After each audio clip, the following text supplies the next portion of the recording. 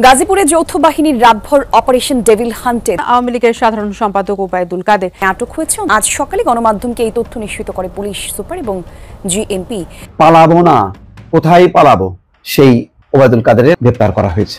এই না পালানো মানুষগুলোর এখন অত্যন্ত খারাপ সময়। খবরে বলা হচ্ছে আওয়ামী লীগের সাধারণ সম্পাদক সড়ক ও পরিবহন মন্ত্রী ওবায়দুল কাদের এমন ভাবে অপারেশন সাকসেসফুল করুন, এমন ভাবে গ্রেফতার করুন যাতে আওয়ামী লীগ, ছাত্রলীগ, যুবলীগ প্রত্যেকে এমন ভাবে দৌড় দেয় যেমন আজান হলে শয়তান দৌড় দিয়ে নাকি দেয়ালে টাক খায়, বর্ডারে টাক খায়। এই ছাত্রলীগ, আওয়ামী লীগ, যুবলীগ দোসরগুলো টাক খেতে খেতে বর্ডার থেকে পালিয়ে যেতে বাধ্য হবে। এবার আসল ঘটনা শুরু, তার সুফল মিলছে। সেনাবাহিনী পিটিয়ে পাছা লাল করে দিবে। ধানমন্ডি 32 ভেঙেছেন, আপনাদেরকে ধন্যবাদ জানাই। এখন ফল খান। সারা দেশে যৌথ বাহিনীর অভিযানে এখন পর্যন্ত 48 জন গ্রেফতার হয়েছে। এর মধ্যে গাজীপুরের 5 উপজেলায় 40 জনকে গ্রেফতার করেছে জেলা পুলিশ, যার বেশিরভাগই আওয়ামী লীগের নেতাকর্মী। শেখ মুজিবের কুলাঙ্গা বাচ্চাগুলাকে ধরে ধরে নাকি এখন টঙ্গি পাড়া পাঠাচ্ছে শেখ মুজিবের কাছে। শেখ মুজিবের কাছে পাঠিয়ে দিচ্ছে শেখ মুজিবের অপদার্থ কুলাঙ্গা সন্তানগুলাকে। ডক্টর ইউনূসের চারপাশে যেসব পাঁচটা কুত্তার বাচ্চারা বসে আছে ভারতের দালাল হিসাবে, তাদের একটা জিনিস শেখার আছে, বোঝার আছে, পালিয়ে যাওয়ার সময় আছে। বঙ্গভবনে চুপ্পুকে কলার ধরে নামিয়ে নজিবুল্লাহর মতো ঝুলাইয়া দেওয়া খুব একটা কঠিন কিছু হবে না। একটা জিনিস করার আছে, শেখার আছে, বোঝার আছে, সেটা কি? বঙ্গবন্ধুর উচিত ছিল শেখ হাসিনাকে লবণ খেয়ে মেরে ফেলা। এই রকম শয়তান মহিলার কারণে আজকে মানুষ বঙ্গবন্ধুর ভাস্কর্য শিশু করা শুরু করছে। মক্কা নগরীতে আবু জেহেলের বাড়িতে এখন পায়খানা হয়েছে। শেখ হাসিনা সহ আওয়ামী লীগের প্রত্যেকটা ফ্যাসিজমের বাড়িকে আন্তর্জাতিক টয়লেটে পরিণত করা হবে। আসসালামু আলাইকুম দর্শক শ্রোতা, নতুন একটা ভিডিওতে আপনাদের জানাচ্ছি স্বাগতম। এইমাত্র পাওয়া তাজা এবং গরম খবর, সেনাপ্রধান এবং ডক্টর মোহাম্মদ ইউনূস কেমন খেলা দেখালো। আজকের এই ভিডিওটি কিন্তু খুবই গুরুত্বপূর্ণ হতে চলেছে, আশা রাখবো সম্পূর্ণ ভিডিওটি দেখে যাবেন। আমি আর বেশি কথা বাড়াবো না, সরাসরি আপনাদের বিস্তারিত ভিডিওতে নিয়ে যাব। তার আগে আপনাদের কাছে ছোট্ট একটা রিকোয়েস্ট থাকবে, যারা এরকম ভিডিও দেখতে পছন্দ করেন দ্রুত এই চ্যানেলটি সাবস্ক্রাইব করে পাশে থাকা বেল আইকনটি বাজিয়ে রাখবেন। ইতিমধ্যে যারা সাবস্ক্রাইব করে দিয়েছেন তাদের জানাচ্ছি অসংখ্য ধন্যবাদ। চলুন এই ভিডিওতে একটি লাইক করে দিয়ে আমরা বিস্তারিত ভিডিওগুলো মোবাইলের স্ক্রিন থেকে ধারাবাহিকভাবে একের পর এক দেখে আসি। অপারেশন সাকসেসফুল করুন, এমন ভাবে গ্রেফতার করুন, এমন ভাবে ভয়ের ভীতির কার্যক্রম শুরু করুন যাতে আওয়ামী লীগ, ছাত্রলীগ, যুবলীগ প্রত্যেকে এমন ভাবে দৌড় দেয় যেমন আজান হলে শয়তান দৌড় দিয়ে নাকি দেয়ালে টাক খায়, বর্ডারে টাক খায়। এই ছাত্রলীগ, আওয়ামী লীগ, যুবলীগ দোসরগুলো টাক খেতে খেতে বর্ডার থেকে পালিয়ে যেতে বাধ্য হবে, অথবা আইনের কাছে প্রশ্রয় নিতে হবে। সেই আইনের মাধ্যমে তাদেরকে বিচার করতে হবে। পুলিশ তাদেরকে খুঁজে খুঁজে বের করবে, বাসা বাড়ি বিভিন্ন জায়গায় যাবে। এই বাংলাদেশটা 5 তারিখ স্বাধীন করেছি আওয়ামী লীগের জন্য না। এই বাংলাদেশটা 5 তারিখ স্বাধীন করেছি আওয়ামী লীগের দোসররা প্রতিষ্ঠিত হবে সেজন্য নয়। এই বাংলাদেশটা 5 তারিখে স্বাধীন করেছি আওয়ামী লীগের সকল অপকর্ম আর সকল ধরনের ষড়যন্ত্র নস্যাৎ করে নতুন বাংলাদেশ বিনির্মাণের জন্য, শহীদ হয়েছে নতুন বাংলাদেশ বিনির্মাণের জন্য। অতএব আমি স্বরাষ্ট্র উপদেষ্টাকে স্পষ্ট করে বার্তা দিতে চাই, আমাদের ভাইয়েরা আহত হবেন, নিহত হবেন, আর আপনারা বসে বসে চা খাবেন, কফি খাবেন, বেতন খাবেন, সেটার সুযোগ এই বাংলাদেশে দেয়া যাবে না, করা যাবে না। যে বাপের যে সন্তান, সে ওই সন্তানের যতটা কদর বোঝে অন্য লোকেরা বোঝে না। এই বিপ্লবের আন্দোলনকে যারা ক্যারি করতে জানে, যারা এই বিপ্লবকে নিজে ধারণ করেছে, তারাই এই বিপ্লবী সাথীদের আনন্দ, বেদনা, কষ্ট সব বুঝতে পারে। যারা এটা করে না তারা বুঝতে পারে না। আজকে আমি তাদের একজন কর্মী ছিলাম, আমি জানি যে এই বিপ্লবের চেতনা কি, এই বিপ্লবের কষ্ট কোথায়, এই বিপ্লবের বিজয়ের আনন্দটা কোথায়, এটা আমি জানি বিধায় আজকে বলেছি। একসাথে সাপ নিয়ে বিছনায় নিয়ে ঘুমাবেন, এটা এত ভদ্রতার দেশ এই বাংলাদেশ না। এই বাংলাদেশে এত কিছুর জন্য না। এই বাংলাদেশ হচ্ছে দিবেন থাকতে পারবেন, কায়দা মতো দিবেন থাকতে পারবেন, দিবেন না থাকতে পারবেন না। আমি ধন্যবাদ জানাই সামান্য আমার একটা পোস্টকে কেন্দ্র করে বাংলাদেশের যে সবাই জাগ্রত হয়েছেন। এটাই আমার ইচ্ছা ছিল। আমি আমার পোস্টে উল্লেখ করেছিলাম যে আমি স্বরাষ্ট্র উপদেষ্টা হতে চাই শুধু 3 দিনের জন্য। আমি স্পষ্ট করে বলেছি 3 দিন দায়িত্ব নিতে চাই, শুধুমাত্র 3 দিন দেখাবো যে আমি কি করতে চাই। আমার গাড়ি লাগবে না, আমার বাসা লাগবে না, আমার বেতন লাগবে না, কারণ আমি এখন কি খাই ওটাই আগামীতে খেতে চাই। কিন্তু আমি আমার এই রক্তের সাথে বেইমানি সহ্য করতে পারবো না, যে রক্তের জন্য লড়াই করেছি। ঠেলার নাম বাবাজি, আমরা এই বাক্যটি ছোটবেলা থেকে শুনে শুনে বড় হয়েছি, কিন্তু এই ঠেলা যখন প্রয়োগ করা না হয় তখন আর এই বাবাজি শব্দটা আসে না। ঠিক বাংলাদেশের ক্ষেত্রেও আপনারা জানেন যে পতিত স্বৈরাচার শেখ হাসিনা বাংলাদেশ থেকে পালিয়ে গিয়েছে, কিন্তু আমরা তাদেরকে সেই 6 মাস পর্যন্ত এখনো যুগোৎপদ কোনো ধরনের ঠেলা দিতে পারিনি। যেই ঠেলার মধ্যে ও মা ও মা ও আব্বা করে করে বাংলাদেশ থেকে পালাবে না, শুধুমাত্র বাংলাদেশের কোনো প্রান্তে এই আওয়ামী লীগের দোসরদেরকে খুঁজে পাওয়া যাবে না, ওই রকম একটা ঠেলা আমাদের খুবই দেওয়া দরকার ছিল। অবশেষে সরকার আজকে ঘোষণা করছে যে বাংলাদেশের গাজীপুর সহ সারা দেশে যৌথ অভিযান পরিচালনা করবে, যার নাম দিয়েছেন অপারেশন ডেভিল হান্ট। এই অপারেশন ডেভিল হান্ট আজকে রাত থেকে শুরু করবে এবং সারা বাংলাদেশের সকল নৈরাজ্য সৃষ্টিকারী আওয়ামী দোসর সহ সকল সন্ত্রাসী, সকল প্রকার অপরাধীকে তারা শনাক্ত করার চেষ্টা করবে এবং তাদেরকে গ্রেফতার করবে বা আইনের মাধ্যমে নিয়ে আসবে।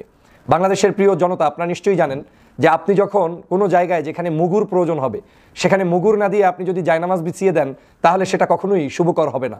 এই বাংলাদেশে আওয়ামী লীগ হচ্ছে মুগুরের প্রাপ্তি। এই আওয়ামী লীগ হচ্ছে এমন একটি সংগঠন যেই সংগঠনকে আপনি 24 ঘন্টাই দৌড়ের উপরে রাখতে হবে। এই দৌড় ছাড়া এই সংগঠনটি কখনোই বাংলার জনগণের কল্যাণে আসবে না, কারণ এই সংগঠনের উপরে মানুষ এতটাই 16 বছর পর্যন্ত বিরক্ত হয়েছে, নির্যাতিত হয়েছে এই সংগঠন থেকে। এই সংগঠনের কর্মকাণ্ড যেভাবে সারা বাংলাদেশের প্রত্যেকটি জায়গায় ছড়িয়ে পড়েছে, গ্রাম গঞ্জ শহর সমগ্র জায়গায় সন্ত্রাসের সাথে ছাত্রলীগ আওয়ামী লীগ জড়িত, অপরাধের সাথে ছাত্রলীগ আওয়ামী লীগ জড়িত, চাঁদাবাজির সাথে ছাত্রলীগ আওয়ামী লীগ জড়িত। বাংলাদেশের প্রত্যেকটি পদে প্রান্তরে মানুষের দুর্নীতি, দুষ্কৃতি, অন্যায়, অবিচার, বেবিচার সবকিছু করেছে এই আওয়ামী লীগ। এখন এই সংগঠনটাকে এখন আপনি আদর যত্ন করবেন, সোহাগ করবেন, আর আপনাকে সে ভালোবাসবে, এটা ভাবার কোনো সুযোগ নেই। আমি খুশি হয়েছি আজকের এই উদ্যোগে, যে আজকে হয়তো তাহলে পিছন থেকে কিছু একটা ঢোকা শুরু হবে এবং সেই ঢোকার মধ্য থেকে বাংলাদেশের প্রত্যেকটি অঞ্চলে অবৈধ আওয়ামী লীগের রেখে যাওয়া সেই সন্তানরা দৌড়ের উপরে থাকবে।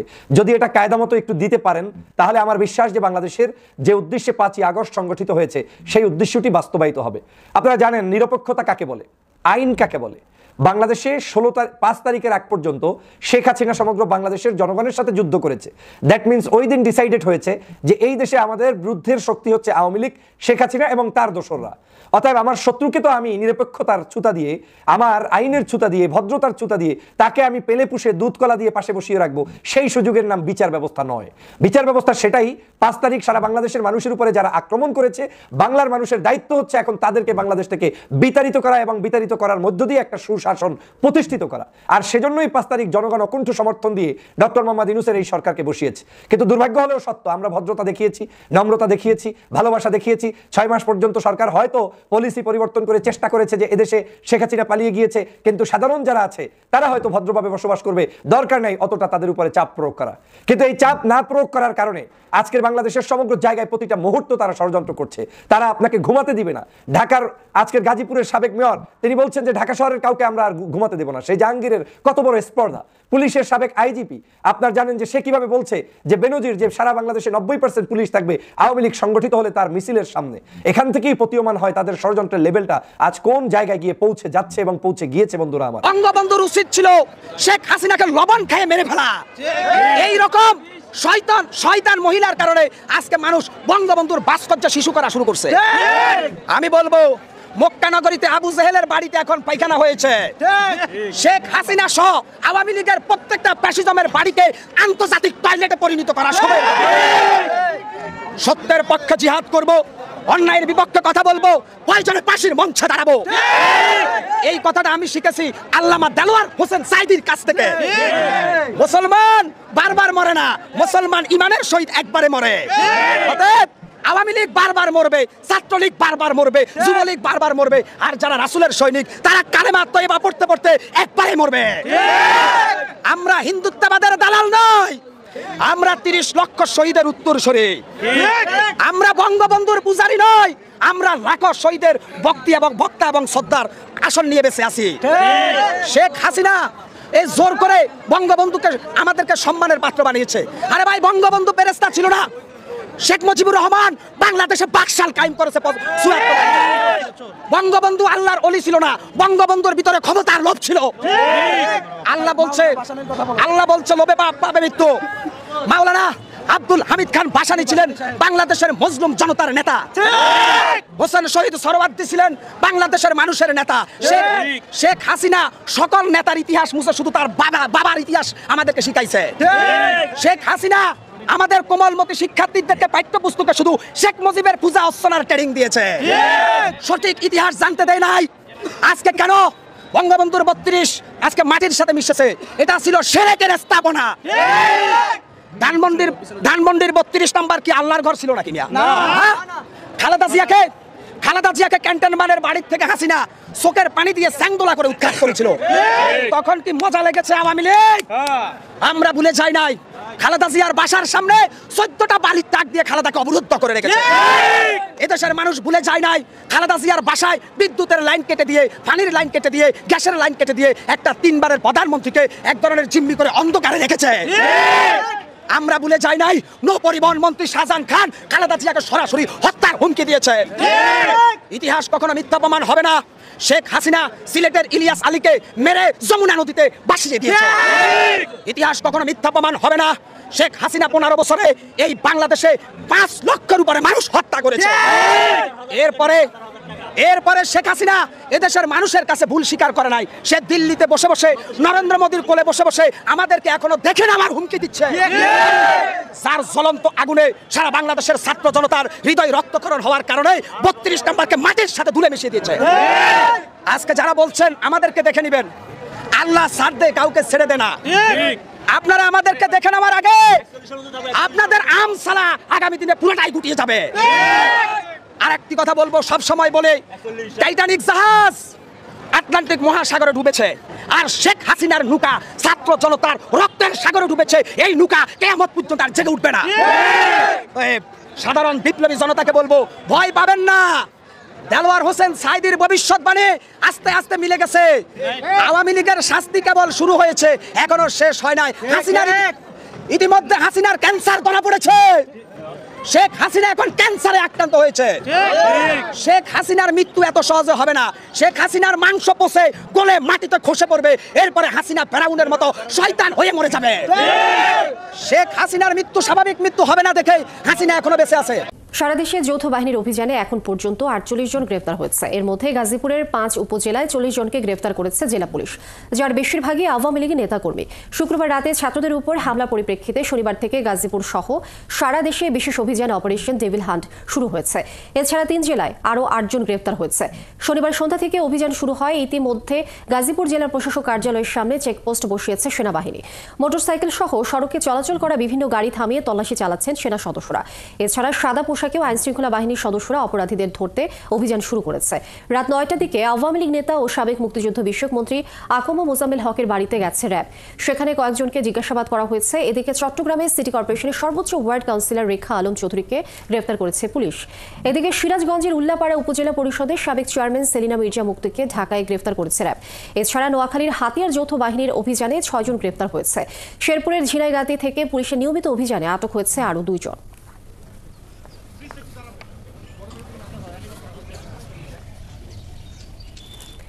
নোয়াখালীর হাতিয়ায় যৌথ বাহিনীর অপারেশন ডেভিল হান্ট অভিযানে 6 জন গ্রেফতার হয়েছেন। ডক্টর ইউনূসের চারপাশে যে সব পাঁচটা কুত্তার বাচ্চারা বসে আছে ভারতের দালাল হিসাবে, তাদের একটা জিনিস শেখার আছে, বোঝার আছে, পালিয়ে যাওয়ার সময় আছে। কারণ কি জানেন, তারা যদি দিনে দুপুরে 32 নম্বরে বুলডোজার নিয়ে হাজির হয়ে যায়, বঙ্গভবনে চুপুকে কলার ধরে নামিয়ে নজিবুল্লাহর মতো ঝুলাইয়া দেওয়া খুব একটা কঠিন কিছু হবে না। জেনারেল ওয়াকার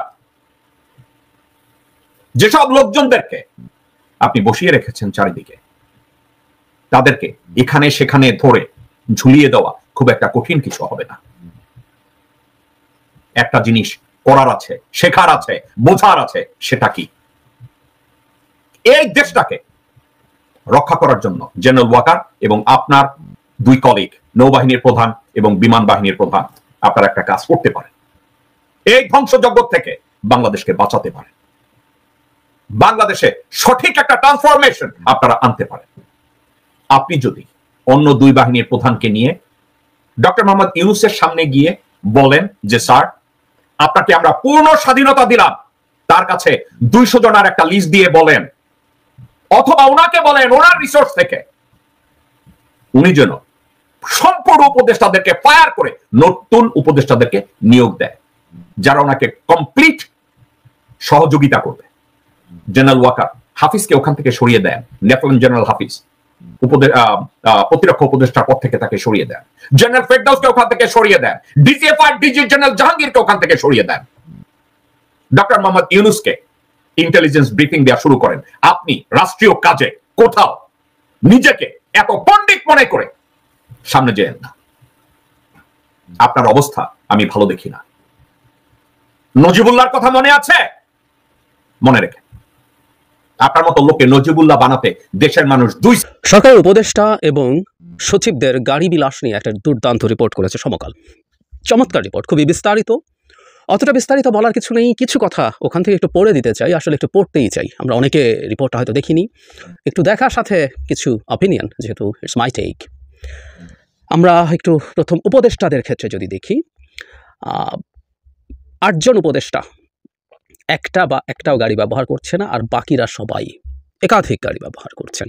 আমাদের যে উপদেষ্টা, যে সরকার, যার মূল মন্ত্র হয়েছে সংস্কার, এটা মাথায় রেখে আমরা পরের অংশটা শুনব।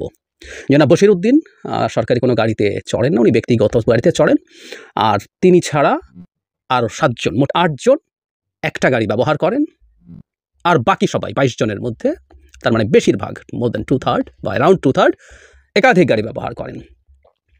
এখানে একটা জিনিস দেখার ব্যাপার আছে, সেটা 1973, এখানে রীতিমতো আইন আছে, তারা কি করতে পারবেন না। The ministers of state and deputy ministers অ্যাক্টে স্পষ্ট বলা আছে, মন্ত্রী, প্রতিমন্ত্রী ও উপমন্ত্রীরা সার্বক্ষণিক ব্যবহারের জন্য সরকারি একটি কার পাবেন, যার রক্ষণাবেক্ষণ খরচযোগ্য হবে সরকার। পরে সংশোধিত আইনে বলা হয়, জরুরি দাপ্তরিক কাজে কিংবা ঢাকার বাইরে নির্ধারিত কোনো সফরে গেলে অতিরিক্ত একটি জিপ গাড়ি ব্যবহার করতেন। আমরা এখন এগুলো কথ্য ভাষায় এসইউভিকে জিপ বলি, আর কার বলতে এখানে সেডান বোঝানো হচ্ছে। ইনফ্যাক্ট ক্যামরি একটা সেডান সবার জন্য অ্যালটেড হয়েছে এবং প্রায় সবাই সেটা ব্যবহার করছেন না। উপদেষ্টাদের মধ্যে এরকম করে বলা হয়, সবচেয়ে এগিয়ে আছেন ত্রাণ ও দুর্যোগ ব্যবস্থাপনা মুক্তিযুদ্ধ মন্ত্রণালয় ফারুকি আজম, 2টি ব্যবহার করছেন। আবার দপ্তরের নামে আরও 2টো PSFPRO ব্যবহার করছেন, মানে তার পরিবার, তিনি, PSPRO সবাই ব্যবহার করছেন। বলা হচ্ছে এই মন্ত্রণালয়ের প্রভাবশালী PS লেফটেন্যান্ট কর্নেল অবসরপ্রাপ্ত আব্দুল গাফফারের ব্যবহারের জন্য মুক্তিযুদ্ধ কল্যাণ থেকে পাজেরো স্পোর্টস জিপ, মানে PS পাজেরো স্পোর্টস জিপ ব্যবহার করেন। জনসংযোগ কর্মকর্তার জন্য আরেকটা গাড়ি নেওয়া হয়েছে। উনি বলছেন, মন্ত্রিপরিষদ বিভাগ থেকে দেওয়া পরিবহন পুলের গাড়িটা বাসায় থাকে, 2 জন চালক আছে। এভাবে বলা হয়, তাকে জিজ্ঞেস করা ছিল ব্যবহার করা যায় কিনা, আমি ওইভাবে দেখিনি, মন্ত্রণালয়ের সচিব দিয়েছেন তাই ব্যবহার করছি। এরপর বলা হচ্ছে, হুইচ ইজ ভেরি ইম্পর্টেন্ট, যে PSPRO যে ব্যবহার করছেন হচ্ছে আগে থেকে যেভাবে ব্যবহার হয়ে আসছিল সেভাবেই ব্যবহার হচ্ছে, মানে হাসিনার মন্ত্রী হয়ে উঠছেন। আমি আসবো এই জায়গায় আবার। জনাব সালেউদ্দিন আহমেদ 3টা গাড়ি ব্যবহার করছেন। যুব ক্রীড়া উপদেষ্টা আসিফ মাহমুদ সচিব ভূঁইয়া, তিনি ক্রীড়া পরিষদের গাড়ি ও পরিবহন পুলের গাড়ি ব্যবহার করেন। তার PS ব্যবহার করতেন চালক সহ যুব উন্নয়ন অধিদপ্তরের গাড়ি। স্থানীয় সরকার বিভাগের দায়িত্ব পাওয়ার পর তিনি তার PS, APS সবাই স্থানীয় প্রকৌশল অধিদপ্তরের গাড়ি ব্যবহার করছে। উপদেষ্টার APS মজুম হোসেন বলেন, APS এর গাড়ি ব্যবহার বৈধও না অবৈধও না, কারণ তারা পদবি অনুযায়ী গাড়ি পাওয়া যায় না, জরুরি কাজ তাই গাড়ি ব্যবহার করে, মানে সেই বাহানা, কোনো রকম কোনো অজুহাত দিয়ে ব্যবহার করার চেষ্টা। এরকম বিরাট তালিকা আছে। সুপ্রদীপ চাকমা 2টো গাড়ি ব্যবহার করছেন, আবার PS আরেকটা গাড়ি ব্যবহার করছেন। খাদ্য উপদেষ্টা আলিমা মজুমদার খাদ্য প্রকল্প এবং পরিবহন পুলের ব্যবহার করছেন।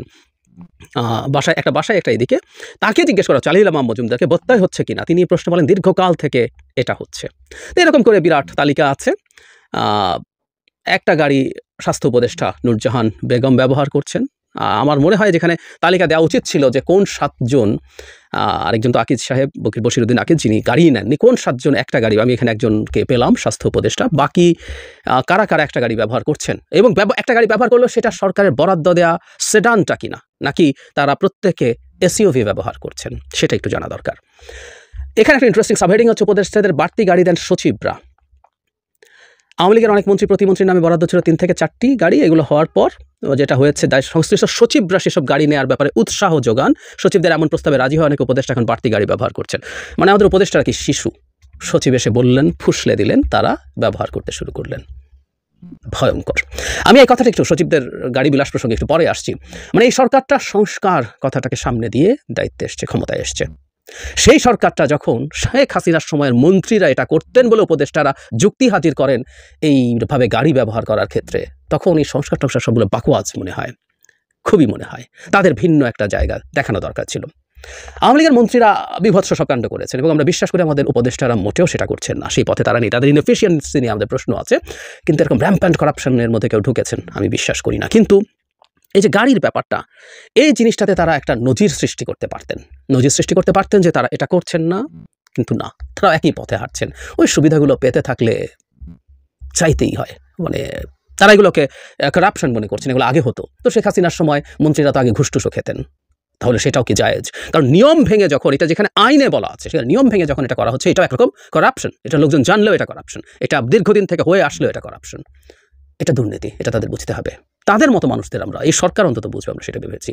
আমি প্রায় বলি একটা কথা, যে সরকার অনেক ক্ষেত্রে একটা কাজ করতে পারে, অনেক কাজই পারবে না, কিন্তু একটা কাজ তারা বিভিন্ন ক্ষেত্রে করতে পারে। সেটা হলো কতগুলো বেঞ্চমার্ক তৈরি করা, কতগুলো স্ট্যান্ডার্ড সেট করা, যাতে ভবিষ্যতের কোনো সরকার এসে সেটার সাথে তুলনা করতে পারে। তাদের উচিত ছিল এটা দেখানো এবং এটা প্রচার করে দেয়া যে আমরা এটা করছি, আমরা পরিবহন পুলের যে সেডান শুধু ওই গাড়িটা ব্যবহার করছি, আর কোনো গাড়ি না। তাহলে স্ট্যান্ডার্ডটা তৈরি হবে। ভবিষ্যতে যে সরকারই আসুক আমরা তখন এটা বলতে পারবো, জনগণের মধ্যে এক্সপেকটেশন তৈরি হবে, জনগণ এই স্ট্যান্ডার্ডের সাথে তুলনা করে বলবে। কিন্তু না, কিছুই হয়নি। খুবই দুঃখজনক, মর্মান্তিক।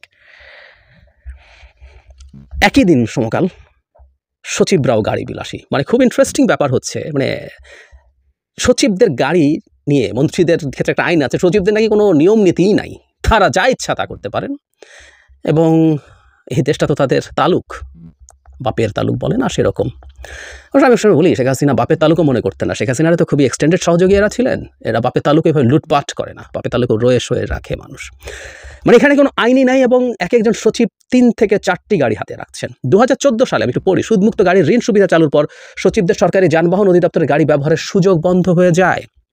17 সালে এটা উপসচিব পর্যন্ত এক্সটেন্ড করেছে। তার মানে তারা এখন সরকারি পরিবহন পুলের গাড়ি ব্যবহার করতে পারবেন না। কিন্তু না, সেটা হয়েছে বিভিন্ন প্রকল্প, তিনি তো বটেই, তার পিএস এপিএসরা এগুলো সমানে ব্যবহার করছে। এখানে ক্লিয়ারলি আছে, এর আগে যখন এগুলো নিয়ে কথাবার্তা হয়েছে, সুদমুক্ত ঋণ সুবিধা গ্রহণকারী কোনো কর্মকর্তা তার দপ্তর থেকে রিকুইজিশনের কোনো গাড়ি সরকারি বা ব্যক্তিগত প্রয়োজনে ব্যবহার করতে পারবেন না। প্রধান উপদেষ্টার কার্যালয় থেকে নিয়ম বহির্ভূতভাবে গাড়ি ব্যবহার বিষয়ে সতর্ক করার পরও বিভিন্ন মন্ত্রণালয়ের সচিব, অতিরিক্ত সচিব, যুগ্ম সচিব, উপসচিব, উপদেষ্টাদের পিএস এপিএস ও বড় মন্ত্রণালয়ের পিয়নরা যথেচ্ছ গাড়ি ব্যবহার করছেন। বার্তা দেওয়ার কথা না, আমি অনেক আগেই বলেছি যে কিছুদিন আগে সার্ভিস রুল আইন ভঙ্গ করে তারা সরকারের বিরুদ্ধে বিষোদ্গার করেছেন। কারো বিরুদ্ধে কোনো ব্যবস্থা নয়, বরং শোনা যায়, এটা নিয়ে আলাদাভাবে কথা বলবো। তারা অন্যান্য ক্যাডারের যারা ওই সময় বৈষম্য নিয়ে কিছু কথাবার্তা বলেছেন, সামাজিক মাধ্যমে লিখেছেন, তাদেরকে শোকজ করা হচ্ছে, সাসপেন্ড করা হচ্ছে। হবারই কথা। আসবো ওই জায়গায় আরেকটা দিন, খুব দ্রুতই কথা বলতে চাই। এখানে কোন সচিবের কয়টা গাড়ি, একটা সাব হেডিং আছে। অর্থ সচিব খায়রুজ্জামান মজুমদারের পরিবারের সদস্যরা মন্ত্রণালয়ের জিপ সার্বক্ষণিক ব্যবহার করছেন। তিনি ব্যবহার করছেন সোনালী ব্যাংকের বড় জিপ, সঙ্গে চালকও। আর ঋণের টাকায় কেনা গাড়ি পরিবারের সদস্যরা ব্যবহার করছেন। তার পিএস চড়েন মন্ত্রণালয়ের পরিবহন পুল গাড়িতে। মানে উনি 3টা গাড়ি, একটা তো আছেই যেটা ঋণ দিয়ে কিনেছেন, আরও 3টা সরকারি গাড়ি তিনি, তার পরিবার এবং পিএস ব্যবহার করেন। খাদ্য সচিব সার্বক্ষণিক ব্যবহার করছেন মন্ত্রণালয়ের জিপ, সদস্যরা ব্যবহার করেন খাদ্য অধিদপ্তর গাড়ি, পিএস হাঁকান অধিদপ্তরের বাহন। এসব সব জ্বালানি খরচ দেয় খাদ্য অধিদপ্তর। এরকম প্রচুর। একই দুর্যোগ ব্যবস্থাপনা ত্রাণ সচিব রোহিঙ্গাদের জন্য জাতিসংঘের প্রকল্পের গাড়ি ব্যবহার করছেন, তার পিএস ব্যবহার করেন। তারপরে এগুলো হচ্ছে প্রত্যেক ক্ষেত্রে, এমনকি শুধু সেটা না, একটা হেডলাইন এরকম, আর বিস্তারিত পড়ছি না। অতিরিক্ত সচিব, যুগ্ম সচিব, উপসচিব কেউই বাদ নেই, সবাই তার মতো করে হরিলুট করছেন। এগুলোকে হরিলুট বলবো আমি। এই রাষ্ট্রের সম্পদ যেটাতে তিনি এন্টাইটেলড না, সেটা দেখিয়েও যদি করে আসছি, চলছে এই নামে, তো শেখ হাসিনার বাংলাদেশ তো রয়েই গেল। শেখ হাসিনার প্রশাসন যদি এভাবে চলে, আমাদের সরকারের কাছে খুব দ্রুত এটার ব্যাপারে আমরা পদক্ষেপ চাই। আমাদের উপদেষ্টারা যারা একাধিক গাড়ি ব্যবহার করেছেন, তারা কেউ শিশু নন, সচিব বলেছে বলে ব্যবহার করছে, এগুলো যুক্তি নাম, সরি। তারা সবগুলো সারেন্ডার করবেন এবং তার একটা মাত্র গাড়ি যেটা বরাদ্দ করা হয়েছে রাষ্ট্রের পক্ষ থেকে, সরকারের পক্ষ থেকে, তারা শুধু সেই গাড়িটা ব্যবহার করবেন এবং সেটা প্রমাণ দিতে হবে, সরকারকে বিজ্ঞপ্তি দিয়ে জানাতে হবে এটা হয়েছে। এবং জরুরি কথা, সচিবদের এই গাড়ি বিলাস বন্ধ করতে হবে, এই সরকারকে বন্ধ করতে হবে। এই সরকারের কোনো স্টেক নেই নাকি আছে? এই সরকার সচিবদের কাছে তোয়াজ করে কেন? এসব করলে না প্রশ্ন তৈরি হয়, সরকারের কি কোনো গোপন ইচ্ছা আছে? সরকার কি সচিবদেরকে কোনো গোপন উদ্দেশ্যে ব্যবহার করতে চায়? নাহলে সচিবের কাছে সরকারের ঠেকা কি? কোনো ঠেকা তো আমি দেখি না। এমনকি একটা নির্বাচিত সরকারের সচিবকে এত অন্যায় সুবিধা দেওয়ার কোনো কারণ নেই, যদি না তাদেরকে ব্যবহার করে কোনো অন্যায় কিছু করতে চায়। সচিবদের এসব সুবিধা, এই গাড়ি বিলাস দ্রুত বন্ধের ব্যবস্থা নেওয়া এবং জানাতে হবে, এবং তারা এতদিন কেন করেছেন সেই ব্যাপারে শোকজ দিতে হবে। জনগণের এসব জানার অধিকার আছে যে এই ব্যাপারে কোনো ব্যবস্থা নেওয়া হয়েছে কিনা। কিন্তু আমরা দেখছি বরাবরের মতোই কোনো একটা কারণটা আমাদের জানাতে হবে প্রশাসনের আমলাদেরকে। সরকার ভীষণভাবে তোয়াজ করে যাচ্ছে। প্রিয় দেশবাসী, শুরু থেকে শেষ পর্যন্ত যারা এই ভিডিওটি দেখেছেন সকলকে জানাই অসংখ্য ধন্যবাদ। যারা এরকম নিউজ ভিডিও পেতে পছন্দ করেন তারা অবশ্যই এই চ্যানেলটি সাবস্ক্রাইব করে পাশে থাকা বেল আইকনটি বাজিয়ে দিবেন। যারা এখন এই ভিডিওটি শেয়ার করেননি, এই ভিডিওটি দ্রুত শেয়ার করে সকলকে দেখার সুযোগ করে দিন। আজকের মতন এই পর্যন্ত, দেখা হচ্ছে পরবর্তী কোনো ভিডিও নিয়ে ইনশাল্লাহ।